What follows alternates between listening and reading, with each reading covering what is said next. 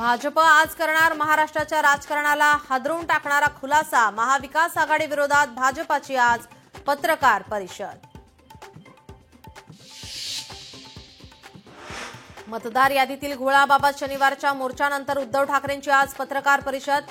ठाकरेंच्या शिवसेनेची आगामी काळातली रणनीती जाहीर होण्याची शक्यता। कबूतरखाना संदर्भात जैन समुदायाच्या उपोषणास आजपासून सुरुवात। जैन मुनी निलेश चंद्र यांच्या अध्यक्षतेखाली आझाद मैदानावर उपोषण।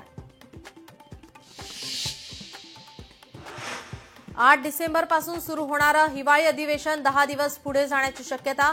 पत्रकारांशी अनौपचारिक चर्चा करताना चंद्रशेखर बावनकुळे यांनी दिले संकेत।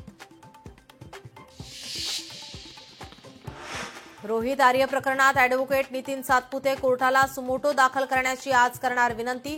रोहित आर्य एन्काउंटर बनावट असल्याचा नितीन सातपुतेंचा दावा।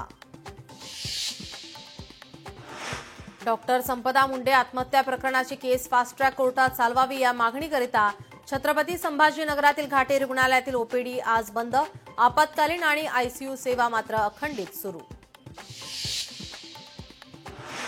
संपदा मुंडे आत्महत्या प्रकरणी न्याय मिळवून देण्यासाठी ठाकरेंच्या नेत्या सुषमा अंधारेंचा आज चलो फलटणचा नारा, तर सुप्रिया सुळे आज संपदाच्या कुटुंबियांची घेणार सांत्वनपर भेट। बीड जिल्ह्यात पंकजा मुंडे विरुद्ध करुणा मुंडे असा रंगणार सामना। स्थानिक स्वराज्य संस्थांच्या निवडणुकीत बीड जिल्ह्यातील सर्व जागांवर करुणा मुंडे आजमावणार नशीब।